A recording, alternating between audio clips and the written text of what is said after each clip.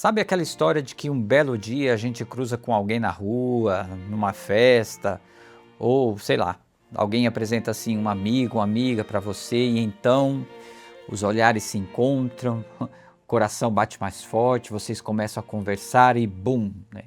O destino sorriu para você ou Deus colocou essa pessoa na sua vida. A gente adora acreditar que a escolha de quem a gente vai passar a nossa vida, ou pelo menos boa parte dela, é algo assim mágico, né? Quase como se o universo ou a providência divina tivesse assim desenhado essa pessoa para você. Mas e se eu te dissesse que não é bem assim?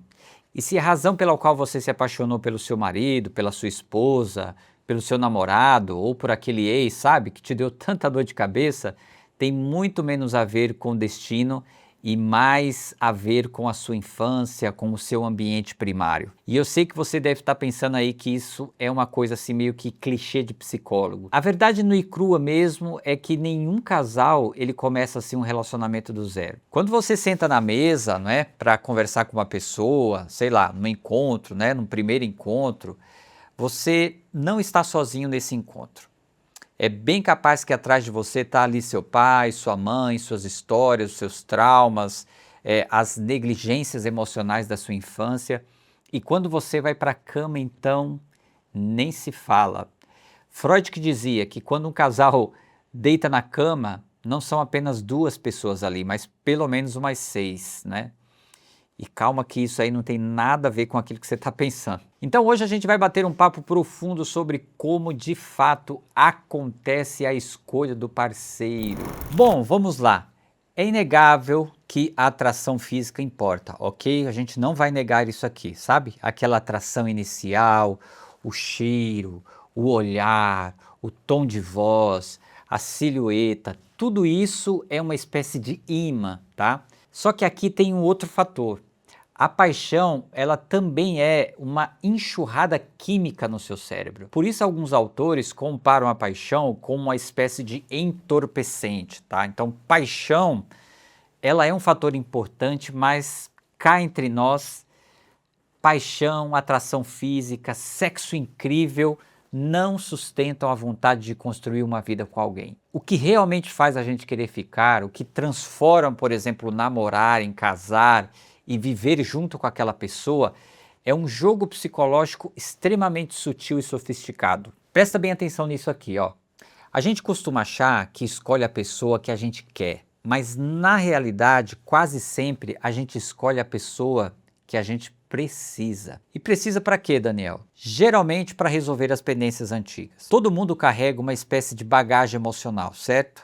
Lá da nossa família, da nossa origem, sabe aquele buraco afetivo que talvez seu pai não preencheu, ou aquela necessidade de proteção que a sua mãe não conseguiu te dar assim de forma plena. Então, quando a gente se relaciona com uma pessoa, a gente pega tudo isso, coloca numa espécie de mala invisível e a gente sai pelo mundo procurando essa pessoa, né?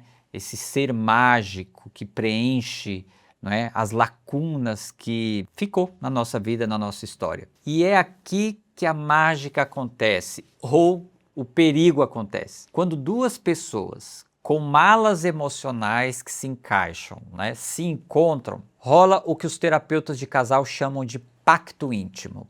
O que significa isso? O pacto íntimo é uma espécie de contrato meio cego, sabe? Ninguém assina papel nenhum, fica tranquilo, ninguém sabe que ele existe, mas é um acordo do ponto de vista psicológico mais profundo, mais inconsciente, que sem perceber, um vira para o outro e diz assim, olha, eu tenho esses medos, eu tenho essas carências, eu tenho esses desejos desde que eu era criança. E eu deposito tudo isso em você e espero que você dê conta de resolver para mim. Alguns teóricos da psicologia chamam também de projeção, ou seja, é um mecanismo inconsciente que na incapacidade de ser acolhido, né, interiormente e ser internalizado, a gente deposita no outro. É claro que tudo isso de forma muito inconsciente. E o pior é que no começo, na fase da paixão principalmente, esse pacto ele funciona perfeitamente, uma belezinha. Eu diria que ele é até necessário. A gente fica meio que cego, rola desatenção seletiva, sabe? A gente só enxerga o que é bom no outro, o que a gente precisa ver no outro e deleta todos os defeitos. Eu vou te dar um exemplo real aqui. Imagina uma mulher que cresceu numa casa, por exemplo, cheia de brigas, né? Gritos, é um ambiente totalmente imprevisível. E aí, de repente, ela conhece um cara super calado, metódico, até meio distante, mas que ele transmite uma segurança assim absurda, né? Então, ela se apaixona perdidamente. O pacto íntimo dela meio que gritou, né? Ele é meu porto seguro. Mas aí passam, sei lá, 5 anos, né? Aquela mesma quietude e segurança que encantaram ela no início, agora vira o quê? Vira motivo de briga, porque ela acha ele frio, ela acha ele desatento, entediante, percebe? Então aquele aspecto que nos impressionava lá no começo, muitas vezes, ou na maioria das vezes, é exatamente o que vai nos decepcionar lá na frente no relacionamento. Mas como a gente encontra essas pessoas na multidão? Como é que o nosso radar, né, apita logo para essa pessoa que tem a chave, parece que tem a chave das nossas feridas? Existe uma coisa que a gente chama de emblemas mímicos, né? O que significa isso? É um nome chique, né? Mas basicamente significa que o nosso inconsciente ele é especialista em reconhecer esses sinais sutis. É um gesto, uma forma de sorrir, um comportamento, uma palavra que o outro diz e dá assim aquele clique, né, na nossa cabeça. Traz uma sensação de familiaridade, sabe? É como se você dissesse assim, opa, eu conheço esse lugar, eu conheço alguma coisa aqui, isso aqui me lembra algo do meu ambiente familiar. Então, o que significa? A gente se liga à matriz que formou a nossa identidade, aos mitos do nosso passado. A gente escolhe tanto pelo que é parecido, né, com a nossa família, quanto por aquilo que é totalmente o oposto, só para tentar consertar o que deu errado lá atrás. Então significa que a gente está fadado a ficar repetindo, né, os comportamentos dos nossos pais, os nossos traumas? Não, não, não. Calma aí, respira.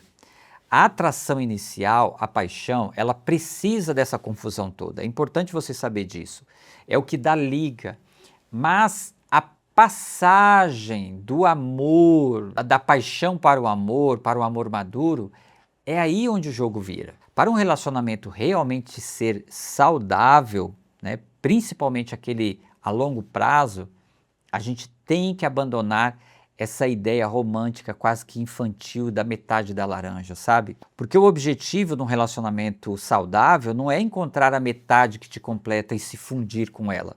O objetivo é ser um encontro de duas pessoas distintas e inteiras. Ou seja, pessoas que sabem quem são, que resolvem as suas questões, né? As suas questões lá das suas famílias, os seus traumas, que encaram as suas próprias dores e que escolhem estar juntas independente da história de cada um. Então, quanto mais inteiros vocês forem, né, na relação, mais vocês vão conseguir se unir sem perder a própria liberdade, sem perder a própria identidade, sem se fundir um no outro. Então, olhar para o nosso parceiro, né, ou para as nossas escolhas do passado e tentar entender qual foi esse pacto íntimo que a gente fez em silêncio, é um exercício assim muito doloroso, né, às vezes, mas é extremamente libertador. E por que isso é importante? Isso é importante porque tira a gente daquele papel de vítima, né? Faz a gente parar de apontar o dedo para o outro dizendo, ó,